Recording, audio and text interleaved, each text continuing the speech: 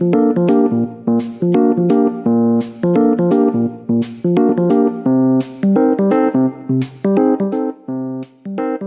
अब हम बात करेंगे माया टेक्सचरिंग की। माया टेक्सचरिंग में जाने से पहले, ठीक है, जैसे कि आप देख रहे हैं इंट्रोडक्शन टू यूवी मैपिंग और ये सब चीज़ें, हम सबसे पहले अनरैपिंग की बात करेंगे। अनरैपिंग क्या होता है, ये क्यों यूज़ होता है, इसके बारे में जब तक आप जानेंगे नहीं तब तक हम टेक्सचर के बारे में जो बहुत सारी चीज़ें हैं आप सही तरीके से समझ नहीं पाएंगे। ठीक है, तो हम आज जो बात करेंगे और आगे आने वाले क्लासेस में वो अनरैपिंग के बारे में बात करेंगे। तो आइए देखते हैं कि अनरैपिंग क्या होती है। ठीक है, अनरैपिंग का मतलब क्या होता है कि जैसे हम बात करते हैं कभी कभी किन चीज़ों की, कभी कभी हम बात करते हैं वीडियो गेम्स की। ठीक है ना, तो वीडियो गेम्स जो होते हैं उसे हम जब खेलते हैं तो जो भी चीज़ें हम देखते हैं गेम के अंदर, उसमें बहुत सारे चीज़ें जो हैं उन पर सब कुछ टेक्सचर किया होता है। ठीक है, तो जो ये प्रोसेस है टेक्सचरिंग का, उससे पहले हमें चीज़ों को अनरैप करना पड़ता है। ठीक है, हम यूवी बहुत बार सुनते हैं। ठीक है, यूवी का मतलब होता है यूएनवी। ठीक है, तो आप कंफ्यूज मत होइएगा, हम इन यूवीज़ की बात नहीं कर रहे हैं। ठीक है, ये सोलर यूवीज़ की बात नहीं कर रहे हैं। ठीक है, हम बात कर रहे हैं मैपिंग्स की। मैं धीरे धीरे आपको बताता हूँ कि यूवी मैपिंग्स जो हैं वो किस तरीके से काम करती हैं। ठीक है, एक सवाल बहुत आम तरीके से उठता है कि ये क्यों एग्जिस्ट करती है, यूवी मैपिंग होती क्या है और इसकी एग्जिस्टेंस है क्यों। तो आइए देखते हैं कि मान लीजिए कि आपके पास एक कंटेंट है, एक आपके पास कोई भी, आप इस पे ध्यान मत दीजिएगा कि ये क्या लगा हुआ है और क्या, ये हम डिटेल में बात करेंगे जब हम टेक्सचरिंग सीखेंगे। अभी मैं सिर्फ यूवी मैपिंग के बारे में बता रहा हूँ। तो मान लीजिए कि आपके पास कोई भी एक एसेट है और यहाँ पर हमने इसकी मैपिंग कर रखी है। ठीक है, अब मैपिंग बहुत तरीके की हो सकती है। टेक्सचर आप कोई भी लगा सकते हैं, चेकर लगा सकते हैं, या इस तरह के बहुत सारे डिफरेंट डिफरेंट तरह के टेक्सचर्स आते हैं जिसको हम यूज़ कर सकते हैं। ठीक है, और अलग अलग जगह पे आप इस्तेमाल करेंगे यूवी मैपिंग का, अलग अलग उसके लिए सॉफ्टवेयर्स भी हैं आपके पास। ठीक है, तो सबसे पहले मैं आपको यहाँ दिखाता हूँ कि मान लीजिए कि आपके पास ये दो चीज़ें हैं। ठीक है, अब यहाँ आप देख सकते हैं ये जो दो चीज़ें आपके पास खुल के आई हैं यहाँ पर। ठीक है, ये एक है आपके पास बॉक्स और ये है इसका यूवी मैप। ठीक है, मैप की क्या खास बात है, मैप की खास बात है कि आप जब इस मैप के साथ मूवमेंट वगैरह या कुछ भी करते हैं तो आप देख सकते हैं कि आपके मॉडल पे कोई फ़र्क नहीं पड़ता है, बट इसके ऊपर लगे मैप्स पे फ़र्क पड़ता है। ठीक है, तो यूवी मैपिंग का बेसिक स्ट्रक्चर क्या है कि जब भी आप कोई भी 3D एसेट बनाते हैं, उसके बाद जब टेक्सचरिंग करना चाहते हैं तो टेक्सचरिंग करने से पहले आपको अनरैपिंग करना पड़ता है। अनरैपिंग करने से आपको बहुत सारी चीज़ें जो है वो समझ में आती हैं कि क्या सही है क्या गलत है। ठीक है, क्या चीज़ें बड़ी लग रही हैं क्या छोटी लग रही हैं। ठीक है, तो बेसिकली जितने तरह का ट्रांसलेशन है, मूव, रोटेट, स्केल, ठीक है, वो सारी चीज़ें आप अपने टेक्सचर पे कर सकते हैं, जिससे आप ये अंदाज़ा लगा सकें कि जो टेक्सचर है वो लगने के बाद मॉडल पे कैसा दिखेगा, क्या वो सही दिखेगा या नहीं दिखेगा। तो इस चीज़ के लिए हम यूवी मैपिंग का इस्तेमाल करते हैं। चलिए, अब दूसरा कॉन्टेक्स्ट क्या है यूवी मैपिंग में। दूसरा कॉन्टेक्स्ट ये है कि हम यूवी मैपिंग में इन चीज़ों का इस्तेमाल करते हैं। ठीक है, हम यूवी मैपिंग में बात करते हैं फिर दो चीज़ों की। ठीक है, एक होता है 2D, एक होता है 3D। तो 2D में 2D जो गेम्स होती हैं उनमें जो टेक्सचर्स होते हैं उनको हम स्प्राइट बोलते हैं। ठीक है, और 3D में जो टेक्सचर्स होते हैं उनको हम 3D टेक्सचर्स बोलते हैं। अब देखिए क्या होता है कि 2D और 3D टेक्सचर का मतलब क्या होता है। एक्चुअल में जो बात होती है कि 2D जो होता है वो टेक्सचर तो होता है, बट 3D तरह का कोई टेक्सचर होता ही नहीं है। 3D टेक्सचर की एग्जिस्टेंस ज़ीरो है क्योंकि 3D टेक्सचर्स नहीं होते। लेकिन फिर देखते हैं कि ये काम कैसे करते हैं। मान लीजिए 3D टेक्सचर का काम करने का तरीका क्या है कि आपको इसमें y और x मिलता है। ठीक है, x का मतलब है आपका कि आप किसी भी चीज़ को x पे या किसी भी चीज़ को y पे मैनिपुलेट करते हैं। ठीक है, तो आप 2D टेक्सचर्स को इसी तरीके से हम हमेशा मैनिपुलेट कर सकते हैं। ठीक है, जब इनको मैं लगाऊंगा तब मैं आपको और अच्छी तरह समझाऊंगा। फिलहाल हमारा बेसिक स्ट्रक्चर जानना जरूरी है। तो 2D और 3D का क्या फ़र्क है, अभी आप जिस मोड में हैं आप देख सकते हैं आपको सिर्फ y और x एक्सेस में मूवमेंट अवेलेबल है। थर्ड डायमेंशन में वो एक्सेस अवेलेबल नहीं है कि 3D डायमेंशन में कोई भी चीज़ 3D नहीं होती है। जो टेक्सचर होते हैं वो हमेशा 2D होते हैं। ठीक है। ये जो प्लेस है ये टेक्सचर लगाने की जगह है, और ये जो प्लेस है ये आपके ऑब्जेक्ट को दिखने की जगह। तो ये 3D होता है, ठीक है। और ये होता है 2D प्लेस। 2D प्लेस में आप टेक्सचर को 2D देख सकते हैं आप। यहाँ पर Z एक्सेस उपलब्ध नहीं है, आपको X और Y ही मिलेगा, ठीक है। लेकिन फिर आपको कैसे पता चलेगा कि आप यहाँ पर ये काम कर सकते हैं? तो आपको ट्रांसलेशन करना पड़ेगा। ट्रांसलेशन का मतलब क्या होता है कि आप अलग अलग एरियाज पिक करते हैं और इनको, ठीक है, इनको अपने हिसाब से मूव करते हैं, रोटेट करते हैं, स्केल करते हैं, जिससे आपको पता चल जाता है कि क्या गेम चल रही है। और आप इसी तरीके से Y और X पे ही जो है चीज़ों की सेटलमेंट करते हैं, जिससे आप अपने एरियाज़ को सेट कर सकते हैं, ठीक है। ये ऐसे पाए जाते हैं। मतलब कि ये किस मतलब किस तरीके से इनकी अवेलेबिलिटी होती है। तो 2D टेक्सचर्स का मतलब होता है 2D इमेजेस। तो इमेजेस के अलग अलग एक्सटेंशंस हैं, जैसे PNG हो गया, टिफ हो गया, टारगा हो गया, JPG हो गया। इस तरीके के बहुत सारे फॉर्मेशंस में आपके पिक्सेल्स जो होते हैं, यानी कि इमेजेस जो होते हैं, वो कंटेन करते हैं। तो जो आप टेक्सचर लगाते हैं वो टेक्सचर इन फॉर्मेट्स में होते हैं, ठीक है। तो इन्हीं को हम बोलते हैं 2D में लगाने के लिए टेक्सचर। तो ये टेक्सचर्स के बेसिक सेटअप्स हैं, इसके थ्रू ही आप कोई भी टेक्सचर्स लगा सकते हैं, ठीक है। नाउ जब हम बात करते हैं 2D और 3D की, तो हम दो चीज़ों की हमें और बात करनी पड़ेगी, जिसको हम बोलते हैं, ठीक है। तो ये अब आपको दो चीज़ें दिख रही हैं। ये जो जगह होती है इसको बोलते हैं टेक्सचर स्पेस, ठीक है। टेक्सचर स्पेस का मतलब क्या होता है कि इस जगह पे X और Y की अवेलेबिलिटी है, Z उपलब्ध नहीं होता है। ये आपका 2D है देखने में, इसीलिए ये टेक्सचर स्पेस है। टेक्सचर स्पेस का मतलब क्या होता है, जहाँ पर आप टेक्सचर लगा सकते हैं। और 3D स्पेस का मतलब क्या होता है? देखिए 3D स्पेस का मतलब क्या होता है, जहाँ से आप अपने ऑब्जेक्ट्स को देख सकते हैं, ठीक है।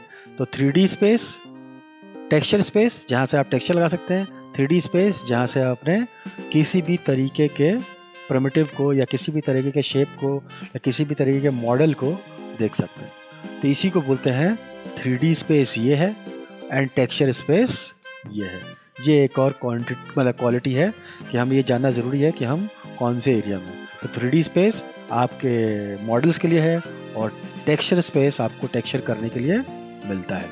अब हम चलते हैं कि बहुत सारे चीज़ें जो हैं, मतलब अब मैं आपको ये दिखा रहा हूँ कि हम माया खोल के बैठे हैं। माया के अलावा ब्लेंडर है, 3ds मैक्स है, सिनेमा 4D है, ठीक है। ऐसे बहुत सारे डिफरेंट किस्म के सॉफ्टवेयर्स हैं जिनमें आप UV अनरैपिंग और टेक्सचरिंग कर सकते हैं, ठीक है। ऐसा कोई रूल नहीं है हार्डकोर कि आपको सिर्फ माया में ही करना है। आप जो भी सॉफ्टवेयर सीखेंगे उन सब के अंदर उपलब्ध है, बट उनकी कंडीशनिंग थोड़ी थोड़ी अलग है अपने अपने सॉफ्टवेयर के कंडीशन को। अब देखिए जो अनरैपिंग होती है वो बहुत कॉम्प्लेक्स होती है। अनरैपिंग के कॉम्प्लेक्स होने का क्या मतलब होता है? और इसकी कॉम्प्लेक्सिटी हम इस तरीके से देख सकते हैं कि जब भी हम बात करते हैं किसी भी तरीके के मॉडल की, तो जब भी हम टेक्सचर खोलते हैं, ठीक है, तो टेक्सचर्स में आपको बहुत सारी कॉम्प्लेक्सिटी नज़र आती है। अगर एक से ज़्यादा,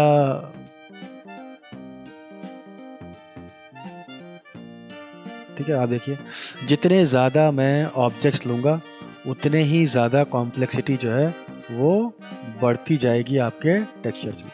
और ये इसीलिए कॉम्प्लेक्स होते हैं क्योंकि देखिए हम बहुत सारे चीज़ें, हम एक मॉडल का नहीं कर रहे होते हैं, हम एक से ज़्यादा मॉडल्स को भी अपने एक प्लेस पे रख सकते हैं। तो सिंगल मॉडल पे तो आपको थोड़ा सा आसान दिखेगा, ठीक है, लेकिन जब आप एक से ज़्यादा एलिमेंट यूज़ करेंगे तो आपका कॉम्प्लेक्सिटी जो है टेक्सचर एडिटर में वो बढ़ता जाएगा, और आपको वो सारी चीज़ों को मैनिपुलेट करना पड़ेगा कि आप सही करें उनको। और देखिए धीरे धीरे आपकी कॉम्प्लेक्सिटी बढ़ती जाएगी। ये जानना ज़रूरी है कि हम जो टेक्सचरिंग करते हैं या UV अनरैपिंग करते हैं उसमें बहुत सारी चीज़ें काम करती हैं। देखिए अब अनरैपिंग को एक और तरीके से सीखते हैं। आपने ओरिगेमी नाम सुना होगा, ठीक है। ओरिगेमी एक तरह का कॉन्सेप्ट है जिसमें हम पेपर फोल्ड करके जो है चीज़ों को दिखाते हैं। तो इस ओरिगेमी में क्या होता है कि हम मान लीजिए कि कोई पेपर लेते हैं और पेपर फोल्ड करके कुछ बनाते हैं। तो 3D में क्या होता है, 3D में हम पहले मॉडल बनाते हैं, बाद में उसको फ्लैट करते हैं। नॉर्मल कंडीशन में क्या होता है, नॉर्मल कंडीशन में हम पहले फ्लैट पेपर को चेंज कर रहे हैं, ठीक है। तो अब यहाँ पर अब क्या होता है कि जैसे ये मैप, ये हमने कुछ भी बना लिया एक प्लेन पेपर से, तो प्लेन पेपर से बनाने के बाद अब ये प्लेन पेपर जो है ये 2D था, जो कि धीरे धीरे एक मॉडल में कन्वर्ट होके 3D स्पेस में अब ये 3D जैसा दिखेगा, ठीक है। तो अनरैपिंग का मतलब भी यही होता है कि जो मॉडल आपने बनाया है वो बेसिकली 3D होता है, बट उसकी अनरैपिंग के लिए हमें उसको अनफोल्ड करके उसे 2D करना पड़ता है। तो जितना आप अपने टेक्सचर को फोल्ड अनफोल्ड करके अनफोल्ड करके उसको बना देंगे, उतना ही आसान हो जाएगा आपके लिए। तो ये आप देख सकते हैं कि ये जो भी ऑब्जेक्ट बना है, अगर ये एक प्लेन पेपर था, उस प्लेन पेपर से बन गया, और अब ये एक 3D बन गया। और टेक्सचरिंग में क्या करना पड़ेगा, अनरैपिंग में क्या करना पड़ेगा, इसको खोल के हमें फ्लैट करना पड़ेगा, ठीक है। तो ये ही बेसिक पर्पस जो है हमें सॉर्ट आउट करना होता है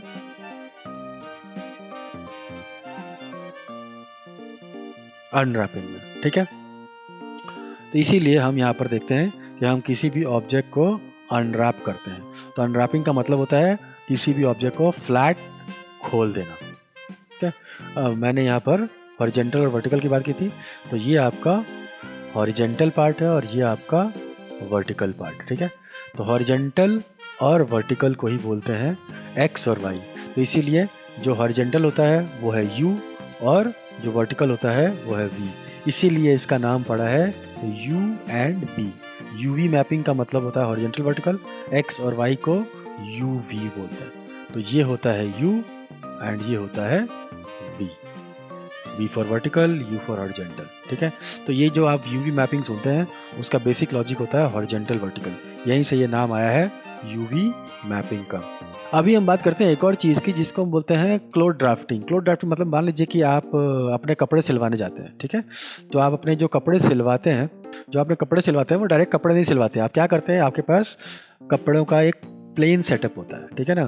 फिर आप उस पर ड्राफ्टिंग करते हैं। ड्राफ्टिंग का मतलब होता है कि आप अलग अलग जगह पर सीम काटते हैं। सीम का मतलब क्या होता है, देखिए आपको सीम का मतलब मैं समझाऊंगा। यहाँ पर आपको ये जो लाइंस दिख रही हैं, ठीक है, ये सीम्स हैं। तो कपड़े बनाने से पहले आपको इस तरीके से ड्राफ्टिंग करनी पड़ती है। तो जब भी आप इस तरह का अनरैपिंग करते हैं, तो अगर आप मैनुअल अनरैपिंग में खुद ब खुद इस बात को समझ जाएं कि किस तरीके से कैसे काटें, आप कहाँ से सिलें, कहाँ से उसको पकड़ें, तो वो ज़्यादा आसान हो जाता है। ये प्रैक्टिस से आ जाएगा, ऐसा नहीं होता कि ये आप पहले दिन ही ये सब सीखेंगे और अचानक से आपके सामने ये प्रकट हो जाएगा।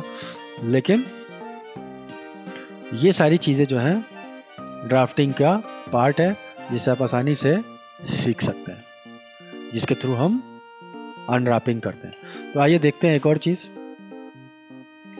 तो अब मैं यहाँ आपको दिखाता हूँ कि सीम क्या होता है, ठीक है ना। चलिए सीम के लिए हम वापस से इन सबको बंद कर लेते हैं। हम यहाँ पर एक नया ऑब्जेक्ट खोलते हैं और मैं आपको दिखाता हूँ कि सीम क्या होता है, ठीक है। सीम का मतलब होता है कि जैसे मैंने अभी बात करी क्लोथिंग की, कि आप मान लीजिए शर्ट सिलवाना चाहते हैं, तो शर्ट आपके पास, शर्ट में 2 बाजुएं होती हैं, 2 स्लीव्स होती हैं। उन स्लीव्स को आपको शोल्डर से जोड़ना पड़ता है। बॉडी एक बॉडी का पार्ट होता है, तो बॉडी में आगे से आप देखते हैं कि शर्ट के 2 पाले होते हैं, है ना। तो जहाँ जहाँ से वो कट लगा के आप उसे जोड़ते हैं वही सीम कहलाती है, ठीक है। अब जैसे मान लीजिए कि अभी मैंने इसे खोला, ठीक, मान लीजिए कि मैं इसको अब यहाँ पर आपको दिखाऊंगा मैं क्या होगा इसके साथ। तो यहाँ पर जब आप देखते हैं कि ये जो वाइट वाइट आप देख रहे हैं, ठीक है ना, अब इसको मैंने खुद से नहीं सीम, तो ये जो वाइट पार्ट दिख रहा है ये सीम्स है। इसके सीम्स का मतलब क्या है कि यहाँ से कट लग गया है, ठीक है ना। तो जहाँ जहाँ से ये कट लगे हैं वहाँ पर वो सीम्स हो जाते हैं। तो सीम्स को हम अपने तरीके से डेवलप कर सकते हैं, ठीक है ना। तो सीम्स को हम अपने तरीके से डेवलप करने के लिए क्या करते हैं कि हम यहाँ पर बनाते हैं, और इसको देखिए ये जो वाइट वाइट पार्ट लगे हैं ये सब डिफरेंट डिफरेंट कट्स हैं। तो इन सीम्स के थ्रू मैं कहाँ सेट करना चाहता हूँ, इनको कैसे मोड़ना, ट्रांसलेट करना चाहता हूँ, ठीक है, कहाँ ले जाना चाहता हूँ, कैसे जोड़ना चाहता हूँ, वो सारी चीज़ें आपको इन ट्रांसलेशन से मिल जाती है। तो सीम्स का मतलब होता है कि जब भी आप किसी 2 पार्ट्स को आपस में जोड़ने की कोशिश करते हैं तो वो हम सीम्स कहते हैं। सीम्स हमें अपने अकॉर्डिंग सेट करनी पड़ती है, ऐसा नहीं कि आप कुछ भी बना दें। तो जैसा हमारा ऑब्जेक्ट होगा उसके अकॉर्डिंग हमें ये सीम लेनी पड़ेगी। तो जितनी आप मैनुअली इसकी प्रैक्टिस करेंगे उतना आपके लिए आसान हो जाता है चीज़ों को सही तरीके से मैनिपुलेट करना। तो ये आसान हो जाएगा आपके लिए जब आप ये काम करने की कोशिश करेंगे।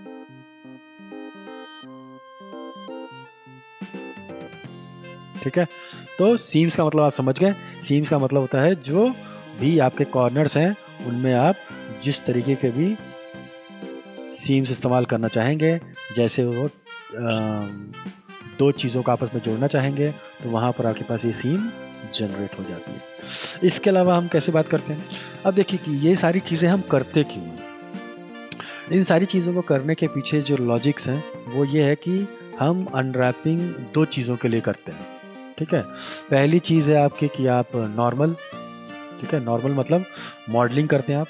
तो 3D की मॉडलिंग, टेक्सचरिंग, बाकी 3D की जो भी चीज़ें हैं वो करते क्यों हैं, वो दो चीज़ों के लिए करते हैं, या तो फिल्मों के लिए करते हैं, एड्स के लिए करते हैं, या गेमिंग के लिए करते हैं। जैसे कि मैं बात करता हूँ फिल्मों की, तो फिल्मों के लिए अनरैपिंग और टेक्सचरिंग आसान होती है मुकाबले गेम्स के। ठीक है, तो फिल्मों में क्या होता है कि फिल्मों में कंटेंट कम होता है। कंटेंट कम का मतलब कि आप उसकी एक स्टोरी होती है, जैसे आप कोई भी एक फिल्म सोच लें, ठीक है, उस फिल्म में कुछ कैरेक्टर्स होते हैं, ठीक है, जो अपनी मूवमेंट करते हैं, तो नंबर ऑफ उसमें जो मॉडल्स होंगे वो कम होंगे। ठीक है, तो आर्टिस्टों के लिए आसान हो जाता है उन चीज़ों को इस्तेमाल करना। ठीक है, तो फिल्मों में ईजियर फॉर आर्टिस्ट होता है। ठीक है, उसमें रिस्ट्रिक्शंस कम होती हैं ऑप्टिमाइजेशन के टेक्सचर्स की। ठीक है, उसका जो रेंडर होता है वो ऑफलाइन हो जाता है। ठीक है, नॉन रियल टाइम में आपको रेंडर करने की ज़रूरत नहीं पड़ती है। ठीक है, तो इसीलिए जो टेक्सचरिंग करते हैं आर्टिस्ट वो उनके लिए ज़्यादा आसान और तेज़ हो जाता है। तो बेसिकली आपको ये ध्यान रखना है कि फिल्मों के लिए एक तो टेक्सचरिंग होती है और दूसरी टेक्सचरिंग होती है गेम्स के लिए। गेम्स में क्या दिक्कतें आती हैं, गेम्स में दिक्कत आती है, गेम्स खेले तो बहुत जाते हैं लेकिन गेम्स जो होते हैं वो एनिमेटेड होते हैं। ठीक है, उनका रियल टाइम में सब कुछ चल रहा होता है, तो वो 30 या 60 FPS पे चल रहे होते हैं।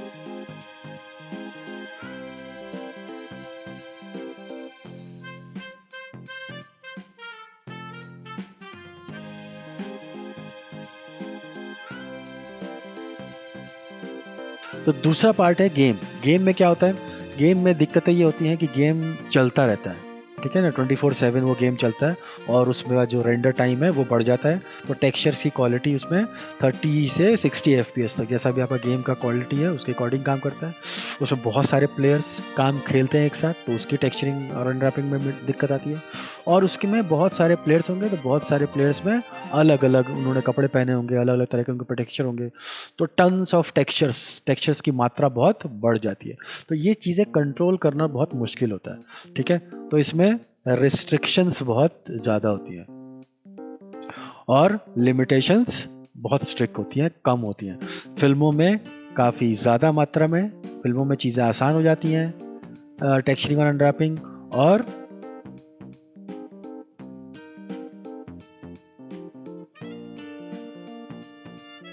गेम में ये थोड़ा सा मुश्किल पार्ट होता है। तो ये दो चीज़ें आपको हमेशा ध्यान रखनी है कि हम टेक्सचरिंग और अनरैपिंग फिल्मों के लिए भी करते हैं और गेम के लिए भी करते हैं।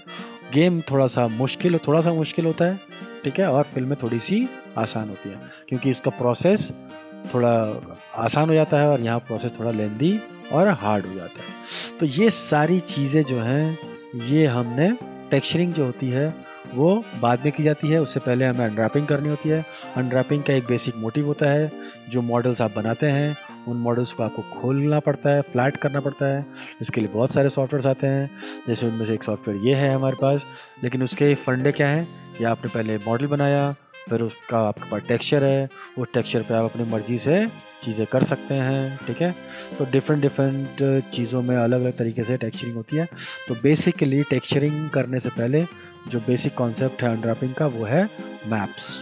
ये मैप्स जितने फ्लैट खुलेंगे उतनी आपकी टेक्सचरिंग आसान है। भविष्य के लेसन्स में हम एक एक करके अलग अलग तरीके के मॉडल्स को अनरैप करेंगे ताकि आपको क्लियर हो जाए कि एक्चुअल में माया में अनरैपिंग कैसे होती है। आज की क्लास में हमने सिर्फ ये देखा कि बेसिक पर्पस क्या होता है अनरैपिंग का।